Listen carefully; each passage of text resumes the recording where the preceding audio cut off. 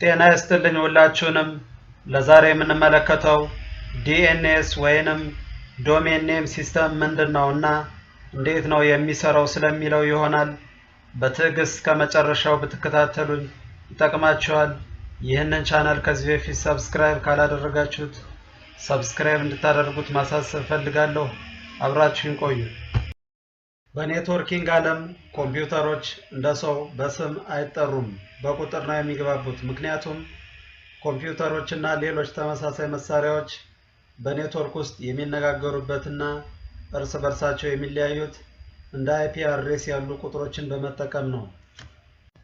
በሌላ በኩል ሰዎች ከቁጥሮች ይልቅ ስሞችን መጠቀምን ለምደዋል። ይህ ሲባል ከሌላ ሰው ጋር በቀጥታ ይነጋገሩ ወይም የአንድን ሀገር ወይ ደግሞ ቦታ ወይ ደግሞ እቃዎችን ከቁጥሮች ይልቅ የሚለዩት በስም ነው።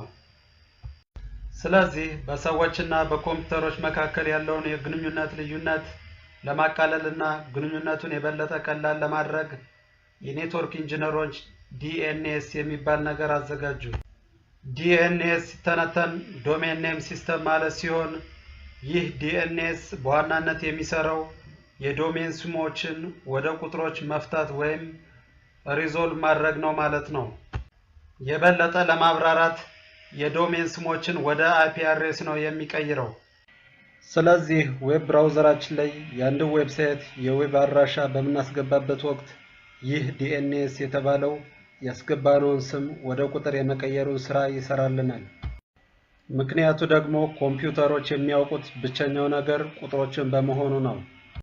ስለዚህ ወደ አንድ ድረገጽ መሄድ ፈለግን እንበልና ዌብ ብራውዘር ከፍተን የድረገጹን ዶሜን ኔም ወይንም ስም እናስገባ። ለምሳሌ yahoo.com እንጠቀም። የያሁ ድረገጽን ለመክፈት በትክክል yahoo.com ብለን መጻፍ አያስፈልገንም ነበር። በምትኩ የአይፒ አድራሻውን ተጠቅመን ማግኘት እንችል ነበር። ይህ የሚሆነው ግን የአይፒ ቁጥሩን ካወቅን ብቻ ነው።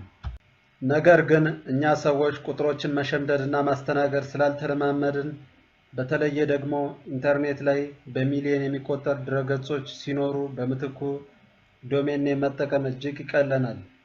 የጻፍነውን ዶሜን ኔም ዲኤንኤስ ወደ አይፒ ቁጥር የመቀየሩን ስራ እንዲሰራልን ማድረግ እንችላለን።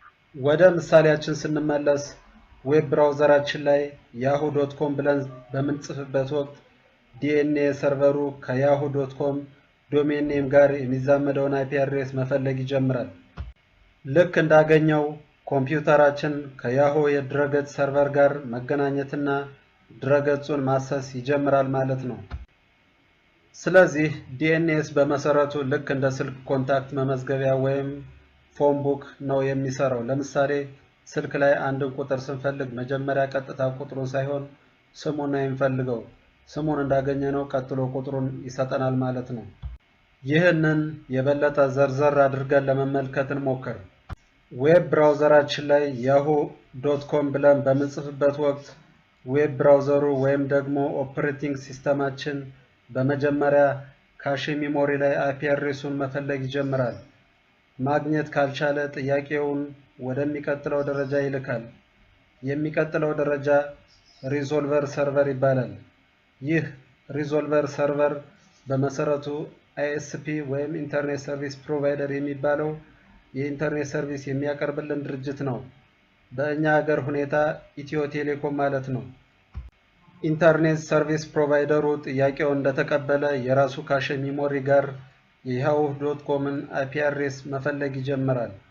ማግኘት ካልቻለ ወደሚቀጥለው ደረጃ ይልካል።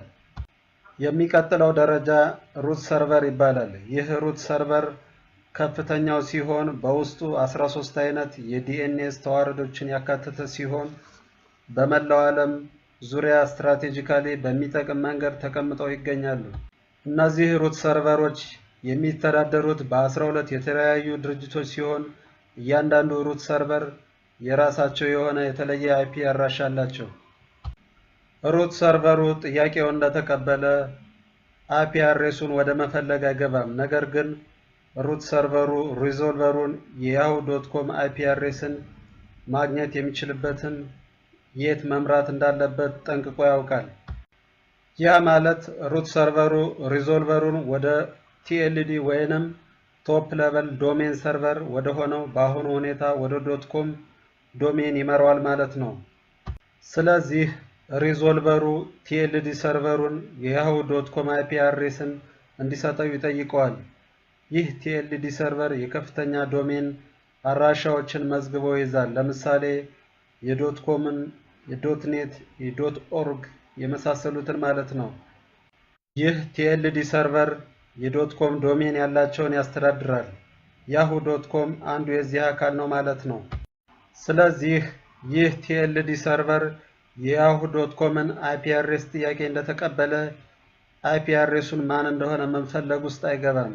የሚያደርገው ጥያቄው ወደሚቀጥለውና መጨረሻ ደረጃ ወደ ሆነው ወደ አውቶሪቴቲቭ ኔም ሰርቨር ይልከዋል ማለት ነው። በድጋሚ እንግዲህ ሪዞልቨሩ የyahoo.comን IP አድራሻ ይህንን አውቶሪቴቲቭ ኔም ሰርቨር ጥያቄ ያቀርባል።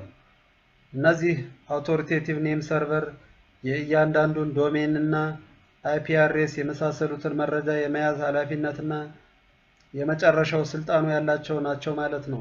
ስለዚህ አውቶሪቴቲቭ ኔም ሰርቨሩ ጥያቄውን ተቀብሎ የyahoo.comን IP አድሬስ ለሪዞልቨሩ ይመልሳል ማለት ነው። በመጨረሻም ሪዞልቨሩ የያሁን IP አድሬስ ለኮምፒውተራችን ምላሽ ይሰጣል። በመቀጠል ኮምፒውተራችን የያሁን ድረገጽ መገልገል ይችላል ማለት ነው። እዚሁ ጋር ሌላው ማወቅ ያለብን ጠቃሚ ነገር ሪዞልቨሩ ማለትም ኢትዮ ቴሌኮም የያሁን IP አድሬስ እንዳገኘ የራሱ ካሸ ሚሞሪ ጋር ያስቀምጠዋል። ይህም በቀጣይ ተመሳሳይ ጥያቄዎችን ከሌላ ኮምፒውተር ቢመጣ የበፊቱን ተመሳሳይ ሂደት መሄድ ሳይጠበቅበት በቀላሉ IP አድሬሱን መመለስ ይችላል ማለት ነው። DNSን በተመለከተ የእስካሁኑ ነበር። እስከ መጨረሻው ተከታትላችሁ እንደወደዳችሁ ተስፋ አደርጋለሁ። ለዚህ ቻናል አዲስ ከሆናችሁ ሰብስክራይብ በማድረግ ማበረታታት ትችላላችሁ። በሚቀጥለው በሌላ ርዕስ እስከምንገናኝ መልካም ጊዜ